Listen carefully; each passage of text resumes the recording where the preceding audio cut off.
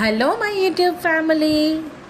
I welcome you all to your very own channel Next Gen Teachers. आज का question है convergent thinking and divergent thinking.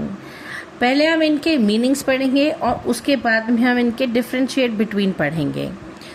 पहले convergent thinking क्या होती है, अगर मैं ब्रीफ में आपको बताऊं तो कन्वर्जेंट थिंकिंग होती है वन क्वेश्चन का वन सोल्यूशन या वन आंसर. तो एक क्वेश्चन का एक ही आंसर जब मिलता है तो उसे हम कन्वर्जेंट थिंकिंग कहते हैं. लेकिन एक ही क्वेश्चन के जब हमें बहुत सारे आंसर्स मिलते हैं, मल्टीपल आंसर्स मिलते हैं, तो उसे हम डाइवर्जेंट थिंकिंग कहते हैं. इसके मीनिंग, इसकी डेफिनेशन पढ़ते हैं. Now, convergent thinking, it refers to the type of thinking in which a person works towards one correct or best answer to a problem. It is logical, analytical, and follows established rules. This type of thinking is commonly used in traditional examinations, mathematics, and problem-solving tasks where accuracy is required. जहाँ accuracy required होती है, जहाँ एक question का एक ही particular answer चाहिए होता है, वहाँ कन्वर्जेंट थिंकिंग की जाती है. डाइवर्जेंट थिंकिंग क्या होती है? Divergent thinking refers to the ability to generate many possible solutions और ideas for a given problem. It is creative, flexible and imaginative in nature. Divergent thinking is essential for creativity, innovation, brainstorming and artistic activities. Brainstorming की जाती है जहाँ पर जिन activities में जो artistic activities होती हैं या क्रिएटिविटी होती है जहाँ पर, वहाँ पर डाइवर्जेंट थिंकिंग की जाती है, जहाँ एक प्रॉब्लम के बहुत सारे सॉल्यूशंस निकलते हैं. Now, differentiate between convergent and divergent thinking. Basis में क्या है convergent thinking और divergent thinking का मीनिंग?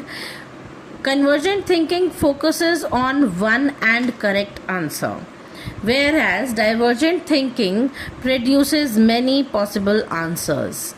Now, इन दोनों का नेचर कैसा होता है? Convergent thinking is logical and analytical in nature, whereas divergent thinking is creative and imaginative in nature. Outcome क्या होते हैं दोनों के? कन्वर्जेंट थिंकिंग के अंदर सिंगल सोल्यूशन निकलता है, जबकि डाइवर्जेंट थिंकिंग में मल्टीपल सॉल्यूशंस आते हैं. इनके यूजेस क्या हैं? कन्वर्जेंट थिंकिंग यूज होता है एग्जाम में, मैथ्स में, लॉजिक में और प्रॉब्लम सॉल्विंग्स में, जबकि डाइवर्जेंट थिंकिंग यूज़ होती है क्रिएटिविटी में, किसी चीज़ की इनोवेशन में या फिर ब्रेनस्टॉर्मिंग के समय. ब्रेनस्टॉर्मिंग में यूज़ होती है डाइवर्जेंट थिंकिंग. अब ये एसोसिएटेड किससे होती है? कन्वर्जेंट थिंकिंग जो होती है वो इंटेलिजेंस से एसोसिएटेड होती है, जबकि डाइवर्जेंट थिंकिंग जो है वो क्रिएटिविटी से एसोसिएटेड होती है. तो ये था हमारा आज का क्वेश्चन. आई होप आपको अच्छा लगा होगा. So please do like, share and subscribe. Comment करके ज़रूर बताइएगा कि हम अगला क्वेश्चन कौन सा करें और आपको मेरे वीडियोस कैसे लगते हैं. I will be really happy.